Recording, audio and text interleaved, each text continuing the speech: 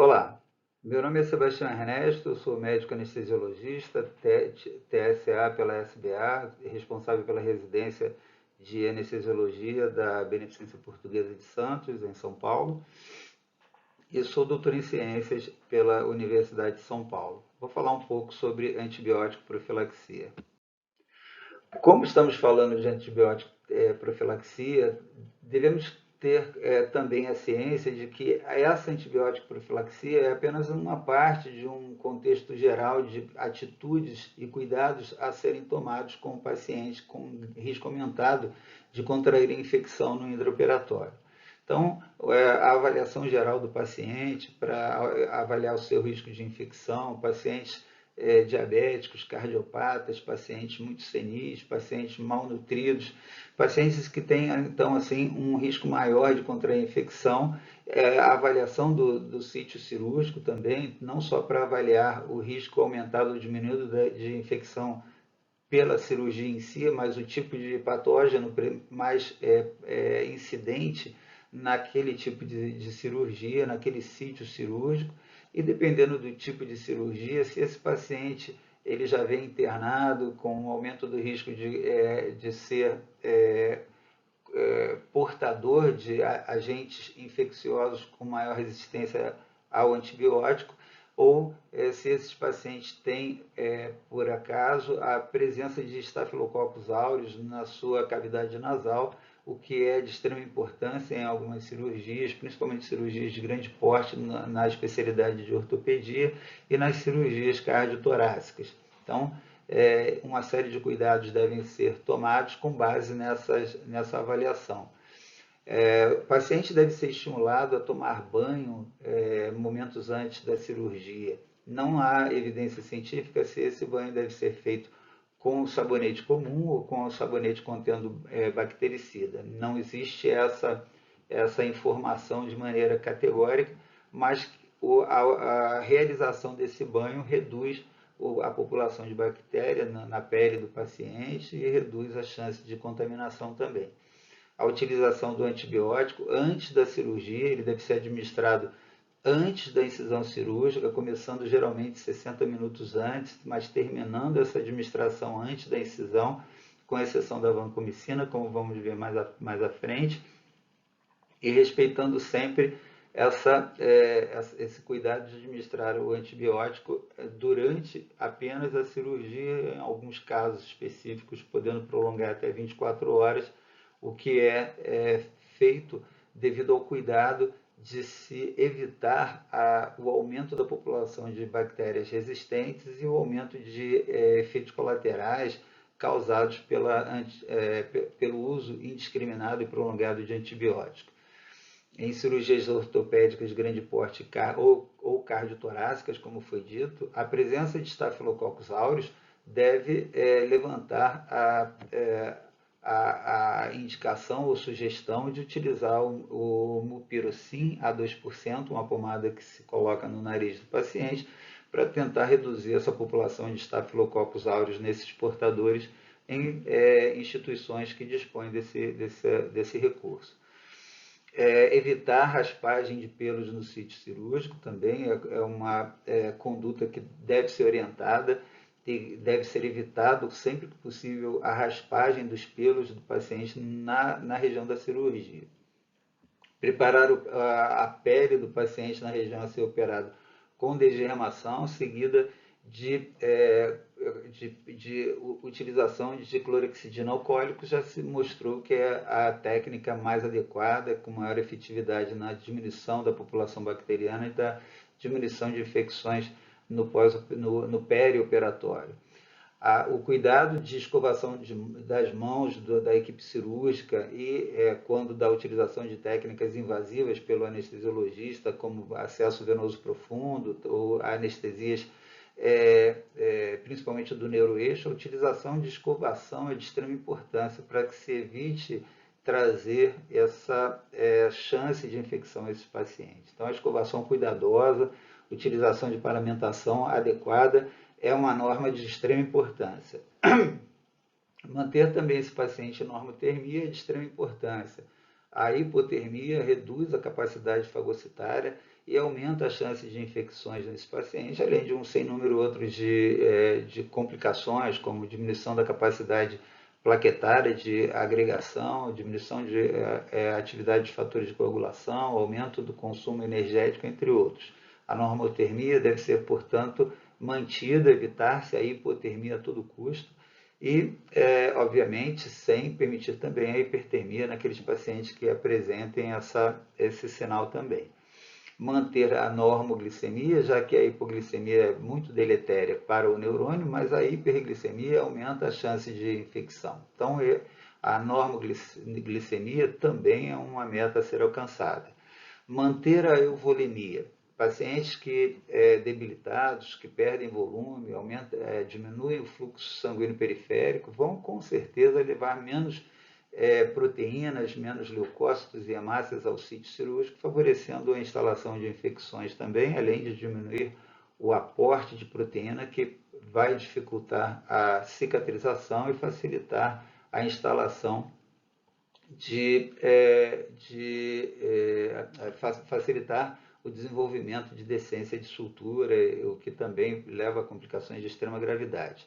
Mas também, obviamente, evitando a hiperidratação desse paciente, que pode levar a edema tecidual, e o edema tecidual na região da ferida cirúrgica vai comprimir os pequenos vasos sanguíneos, as arteríolas e capilares, dificultando também a chegada de todos esses nutrientes, esses elementos necessários, leucócitos, hemácias, oxigênio, etc.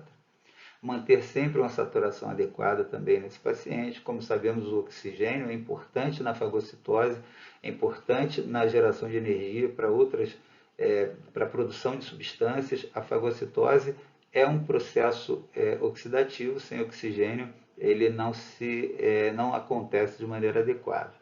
Manter uma gestão adequada do centro cirúrgico, fazendo com que haja sempre fluxo laminar de ar nas salas de cirurgia, para que também evite a estagnação do ar muito carregado de bactérias e assim sucessivamente.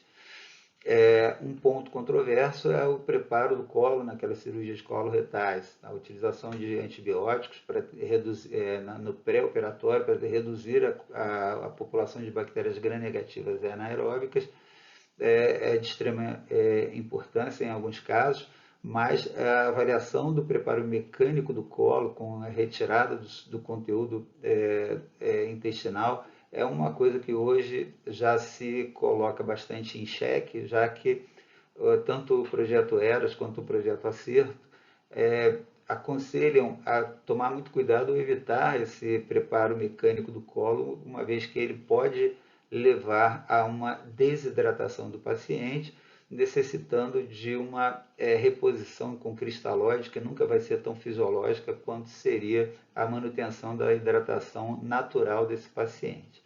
Então, o preparo do colo, mas com muito cuidado em relação a essa resolução, se vai ou não fazer o preparo mecânico do colo.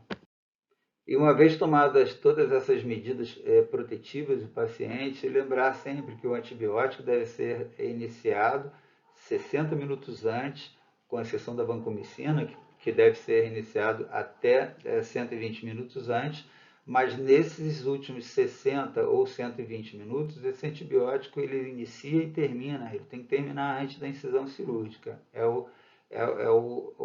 A conduta ideal para se atingir uma concentração sérica adequada para se satisfazer a necessidade de concentração também no sítio cirúrgico desse paciente. Sempre registrar o nome do antibiótico utilizado ou a ser utilizado de maneira bastante cuidadosa, sem abreviar o nome, registrando sempre data, hora e o nome, a dose, a data, a hora e a via de administração desse antibiótico. A administração, então, deve ser terminada antes da incisão, e naqueles pacientes que vão ser operados com torniquete, como acontece em algumas cirurgias ortopédicas e vasculares, esse antibiótico tem que também terminar antes da utilização do torniquete. O torniquete ele só vai ser colocado após o término da administração do antibiótico, que deve então ter esse tempo útil para se alcançar uma concentração adequada no local da cirurgia. Não adianta colocar o torniquete e depois fazer o antibiótico, porque não vai assim conseguir evitar a infecção, uma vez que o antibiótico não vai ter como chegar no local onde está sendo feito o procedimento. Então, o antibiótico ele tem que terminar antes da incisão cirúrgica e antes de torniquete que vai ser colocado. Lembrar sempre que a antibiótico profilaxia é um meio de evitar-se a infecção no local da cirurgia e também evitar, em alguns casos de grande risco, a possibilidade de uma bacteremia tão importante que possa aumentar o risco de endocardite infecciosa.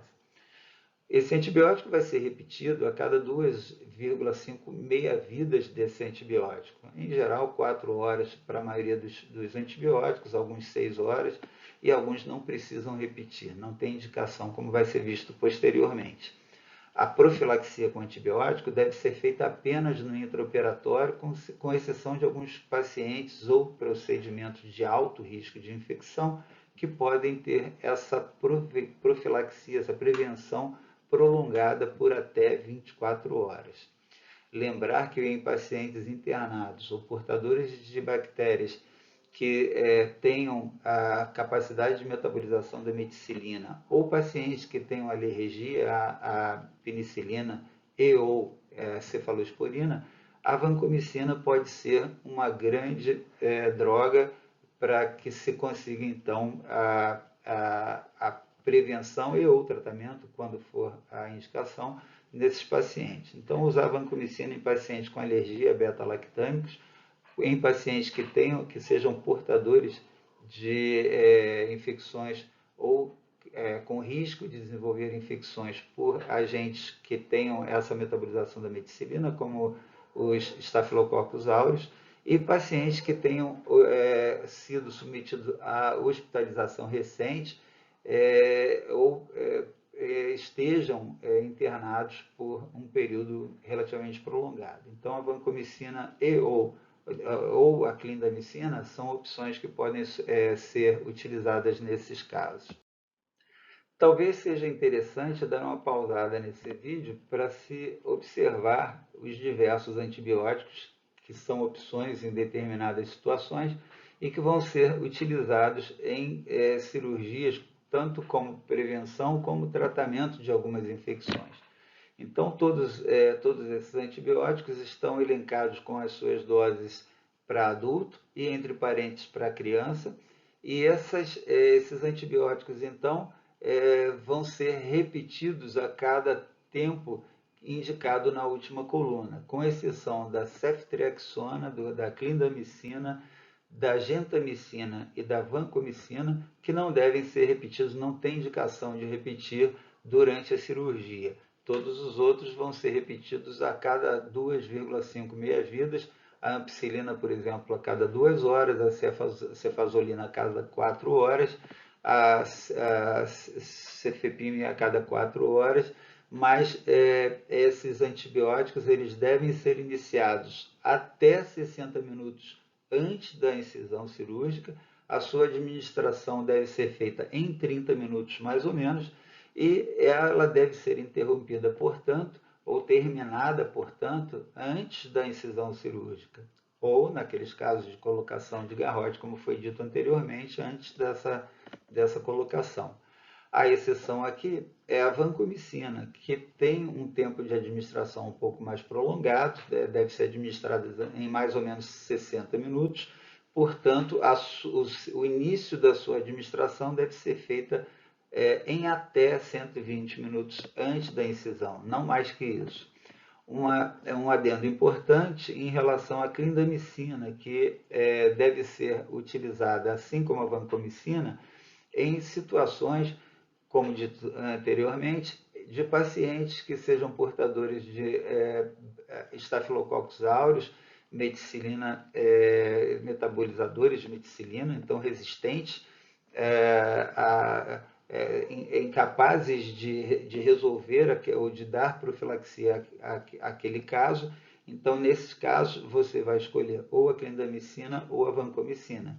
ou nos casos de pacientes que tenham alergia aos beta-lactâmicos, ou nos casos de pacientes que tenham sido internados recentemente ou que estejam ainda em internação prolongada.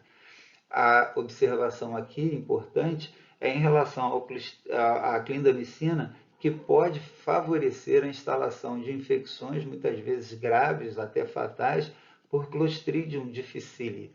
Então, ocorre uma instabilidade na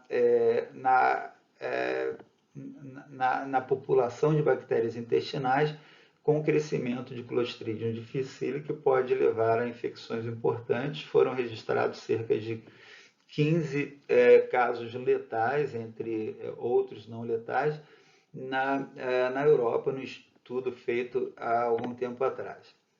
Então, a clindamicina pode ser utilizada como opção à vancomicina, mas ela tem esse risco. Talvez a vancomicina seja uma droga de primeira escolha nessas situações onde ela tem indicação como substituinte dos antibióticos beta-lactâmicos, né? Então, e no caso de impossibilidade, alergia ou outra questão qualquer, então a clindamicina pode ser utilizada também. Aqui temos dois quadros com as diversas especialidades cirúrgicas e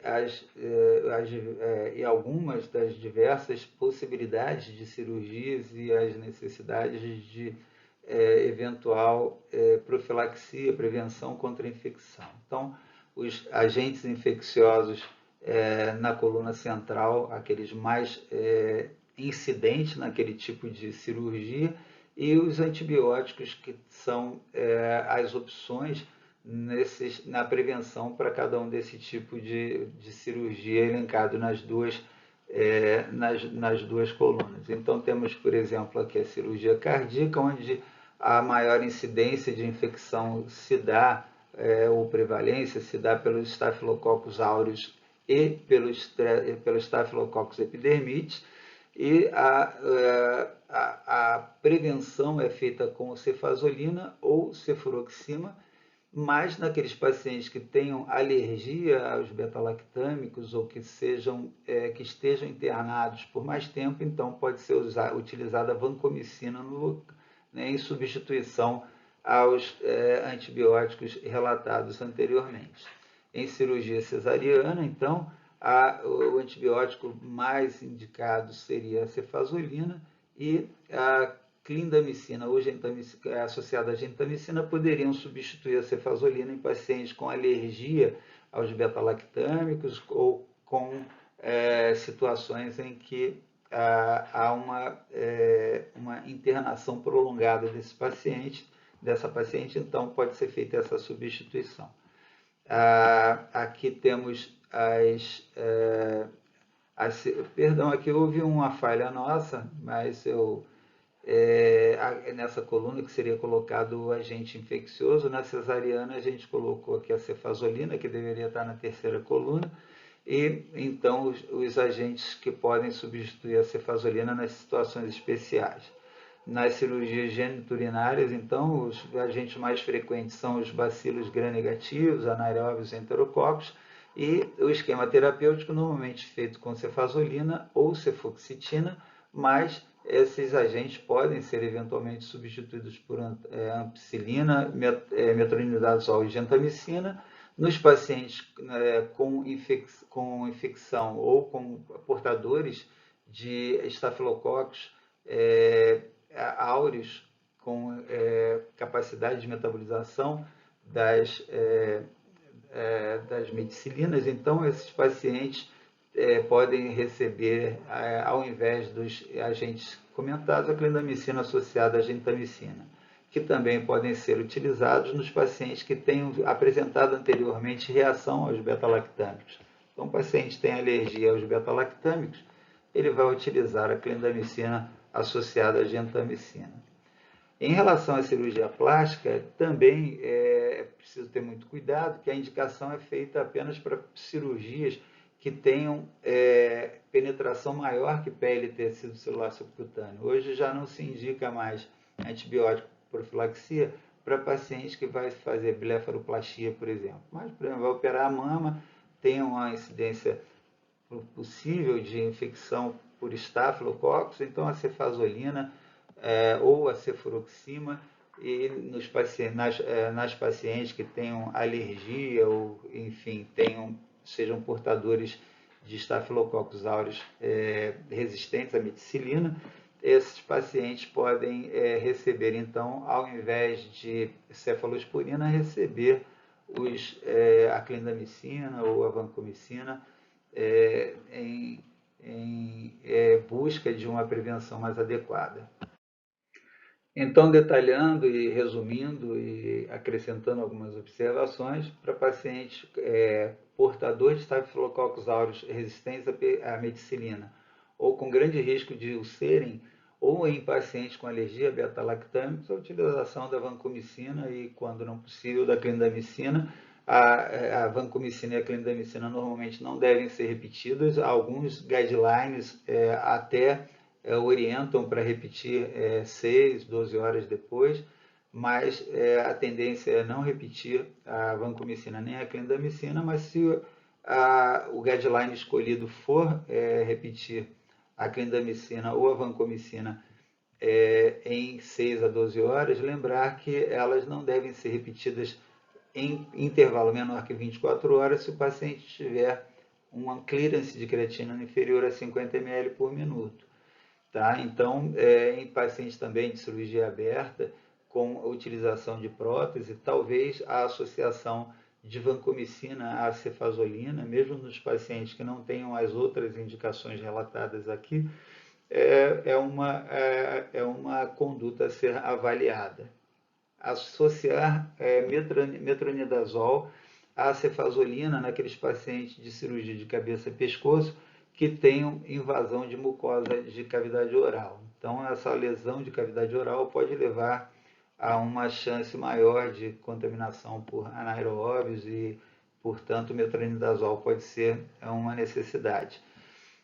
Não há necessidade de doses adicionais em cirurgias limpas, mesmo na presença de drenos.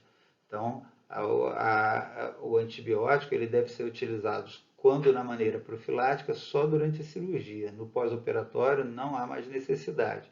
Em algumas situações especiais, onde há um grande risco de infecção pelo estado do paciente, muito debilitado, por exemplo, ou pela cirurgia muito complexa, com possível contaminação, então esse antibiótico pode ser prolongado, mas não deve exceder o tempo de 24 horas. Em relação à endocardite infecciosa, a prevenção foi iniciada na década de 50, desde 1955, que os diversos guidelines vêm se sucedendo e o Colégio Brasileiro o Colégio Americano de Cardiologia, a Associação Americana do Coração, vem renovando as indicações, as formas de utilização e tentando evitar a instalação dessa terrível, rara, mas terrível complicação que é a endocardite infecciosa. Também ao longo desse tempo, na Europa, a coisa andou mais ou menos parecida, com exceção do Reino Unido, que há cerca de 15 anos atrás interrompeu a prática de utilizar a prevenção antibiótica para a endocardite bacteriana. Então, isso gerou uma controvérsia no Reino Unido. Há uma tendência na prática de se continuar utilizando a profilaxia com antibiótico, mas não é uma conduta que formalmente indicada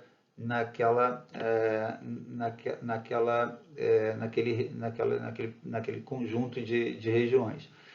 Então, a endocardite infecciosa é extremamente grave, leva a complicações, tanto pode levar ao óbito, pode degenerar válvulas cardíacas, pode levar a sepsis e outras complicações. Existem as endocardites que se instalam em válvulas nativas, as que se instalam em válvulas protéticas, que são geralmente mais... a prevalência entre as válvulas protéticas é maior, a prevalência em válvulas nativas aumenta em situações de febre reumática, outras situações onde a instalação de processos autoimunes acabam degenerando a anatomia, a morfologia daquelas válvulas, facilitando, através de reações inflamatórias, o surgimento de tecidos anômalos que então acabam funcionando como uma cultura a bactérias que porventura se instalem ali. Então, existe a endocardite subaguda, a aguda, e existem os fatores de risco, que são, como foi dito, a desnutrição, o doente imunossuprimido, o paciente diabético, o paciente com doença autoimune, o paciente senil e assim sucessivamente. Então, esses fatores de risco são de extrema importância na avaliação do paciente que vai ser submetido a uma cirurgia e, eventualmente, principalmente tratamento dentário também, lesão de cavidade oral, que pode gerar uma bacteriemia importante e essa bacteriemia pode se instalar naquelas vegetações que porventura se desenvolvam em válvulas nativas ou até nas válvulas protéticas também. Os fatores causais são principalmente a bacteriemia, são mais frequentes relacionados a lesões de cavidade de mucosa oral e também podem se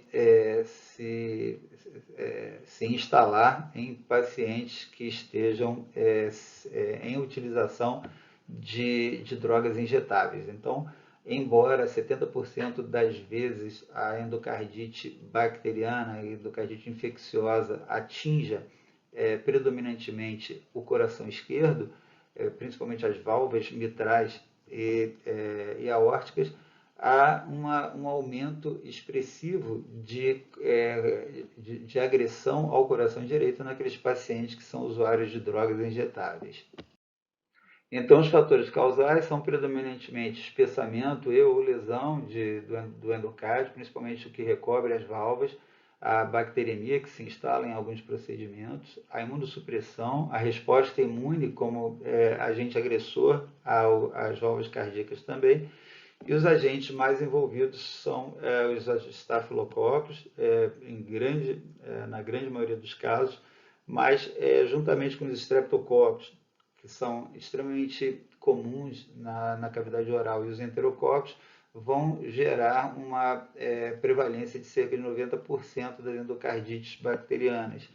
Existem outras bactérias também, hemófilos, o Agrecotibacter e esses outros relacionados aí, que compõem uma família, um grupo de bactérias que recebem um nome com as suas iniciais, que vão gerar as endocardites em uma proporção infinitamente menor, mas extremamente mais agressiva, que cursam com quadros muito mais agudos e assim de difícil tratamento também.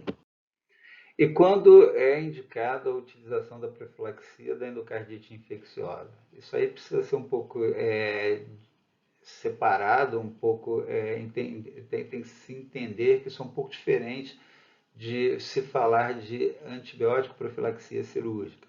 Quando se fala de profilaxia contra a infecção operatória, a utilização de antibióticos para se evitar que se instale infecção no sítio cirúrgico é a prevenção comum que a gente faz na maioria das cirurgias de médio, grande porte, com os antibióticos relacionados ao sítio cirúrgico, etc. A endocardite bacteriana, a endocardite infecciosa, é um tópico um pouco diferente. É uma profilaxia de pacientes específicos que têm fatores de risco de grande importância. São portadores de prótese valvar, seja ela biológico-mecânica ou doença valvar reumática, ou que já teve endocardite anteriormente, doença cardíaca congênita, principalmente do tipo cianótico, não corrigida ou corrigida parcialmente, pós-operatório de cirurgia cardíaca congênita por até 6 meses, mesmo se a resolução foi feita de maneira completa, pelo menos durante 6 meses, tem que ser feita a prevenção de endocardite em pacientes que vão ser submetidos a determinados procedimentos, como vamos ver posteriormente. Pacientes com dispositivo de assistência ao ventrículo esquerdo ou ventrículo artificial e nos pacientes transplantados com valvulopatia. Esses pacientes são os pacientes de risco. Esses são os pacientes que vão receber antibiótico profilaxia para endocardite nos casos nos procedimentos que vamos elencar posteriormente. Eu acrescentei aqui em relação à prótese articular, porque no passado essa prevenção para endocardite ela se estendia também para pacientes portadores de prótese articular, de quadril, joelho, que vão ser submetidos aos procedimentos que vamos relatar a seguir. Hoje em dia isso já não se faz mais, já não se tem essa indicação de tratamento, de prevenção de endocardite no portador de prótese articular, qualquer que seja ela. Então, para esses pacientes que estão relacionados aqui, prótese valvar, doença valvar reumática, transplantado, correção parcial de doença cardíaca congênita ou etc. Então, para esses pacientes, se por acaso eles forem submetidos à manipulação gengival ou manipulação de tecido periapical ou perfuração de mucosa oral, ou esse quarto tópico ele não é elencado nos guidelines europeu e ou americano. Porém, eles são abordados de maneira um pouco confusa pela Associação Americana do Coração. Mas, nas diretrizes da Sociedade Brasileira de Cardiologia, eles elencam de maneira bastante específica, além dos 3 procedimentos relacionados à odontologia mencionados aqui, pacientes que vão ser submetidos a procedimentos urológicos, gastrointestinais ou de trato respiratório com lesão de mucosa também são incluídos nessa prevenção. Então, nos pacientes portadores de uma daquelas situações do diapositivo anterior e que vão ser submetidos a um desses procedimentos aqui, eles vão ser também, vão ter indicação de serem submetidos à prevenção da endocardite infecciosa. Então, muita atenção, não é qualquer tratamento odontológico. Se tiver manipulação de tecido gengival, se tiver manipulação de tecido periapical, se tiver perfuração de mucosa oral. Nos pacientes submetidos também a procedimentos urológicos, gastrointestinais ou do trato respiratório, inclusive cirurgia de adenomidalectomia, se tiver lesão de mucosa, eles também vão ter indicação de prevenção de profilaxia para endocardite bacteriana. E para não ter confusão, então os pacientes que não vão necessitar de prevenção para endocardite, a profilaxia para endocardite bacteriana, pacientes que vão receber qualquer tipo de injeção, se vai ser em tecido não contaminado, ele não precisa receber prevenção. O paciente vai realizar radiografia, vai manipular um aparelho odontológico sem lesão de mucosa, uma retirada de um dente decíduo, paciente com sangramento por trauma de lábio ou boca, paciente com prolapso de válvula mitral, mesmo com refluxo, não precisa, nem o paciente com comunicação interatrial ou interventricular isolada também não precisa de prevenção para endocardite. Também não vão precisar prevenção aqueles pacientes portadores de marcapasso, stent ou derivação ventrículo-atrial. Pacientes com filtro de veia cava também não precisa ser submetido à prevenção de endocardite bacteriana, mesmo sendo submetidos a procedimentos odontológicos como nos elencados aqui. Então, quem tem filtro de veia cava, quem tem marca-passo, ele pode ser submetido àqueles procedimentos odontológicos, mesmo com lesão de mucosa. Mas, se ele tem aquelas outras patologias, ele não pode. O paciente que vai receber injeção, mesmo se tiver uma cardiopatia congênita, ele pode receber a sua injeção intramuscular, intravenosa, em tecido não contaminado, radiografia e tal. Então é preciso entender bem essas questões para não deixar de fazer a prevenção em quem precisa ou fazer a administração de prevenção em paciente que não precisa. Então, isso pode levar a aumento de resistência bacteriana e efeitos colaterais daquela medicação utilizada. Pessoal, mas o esquema antibiótico vai depender do tipo de procedimento a que esse portador de fator de risco vai ser submetido.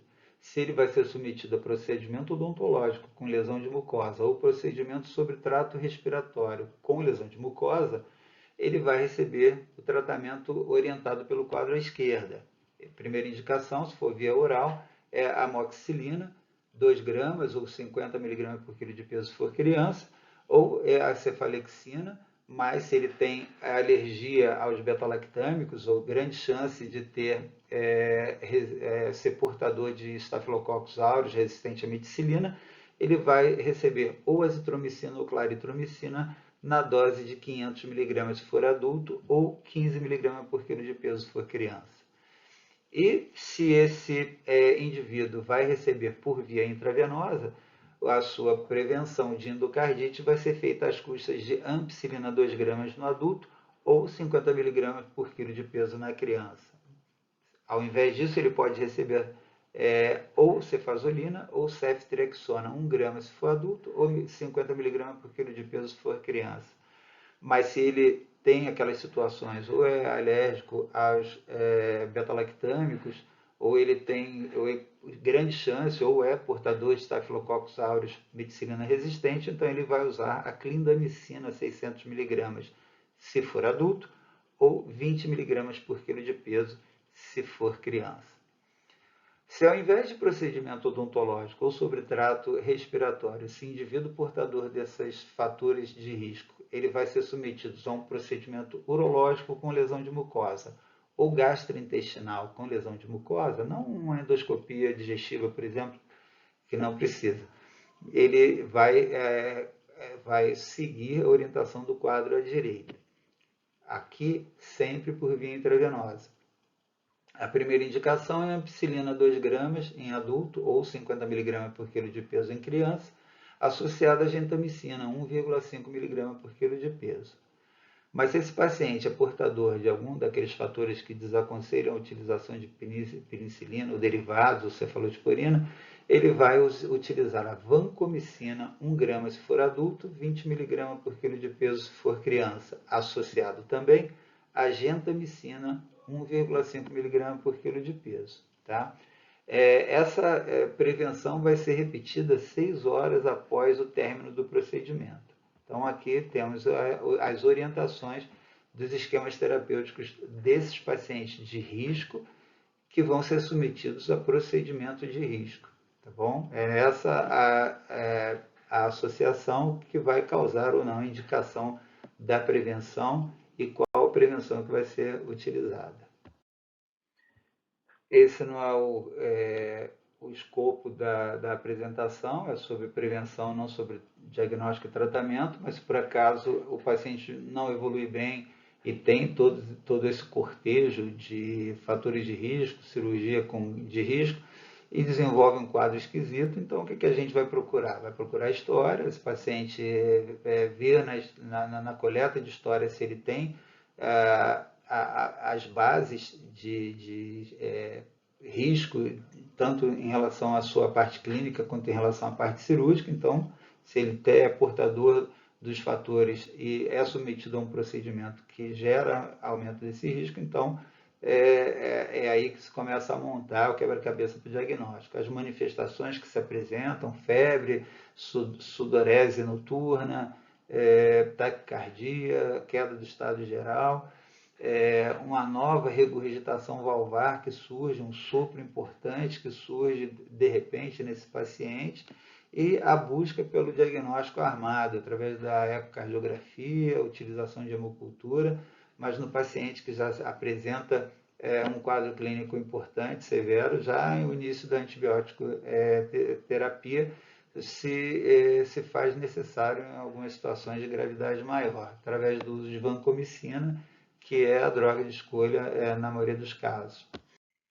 Entre as manifestações importantes, então, é a febre de extrema importância, a sudorese noturna, como foi dito, cansaço que surge de maneira muito fácil e precoce num paciente que não tinha motivo para isso.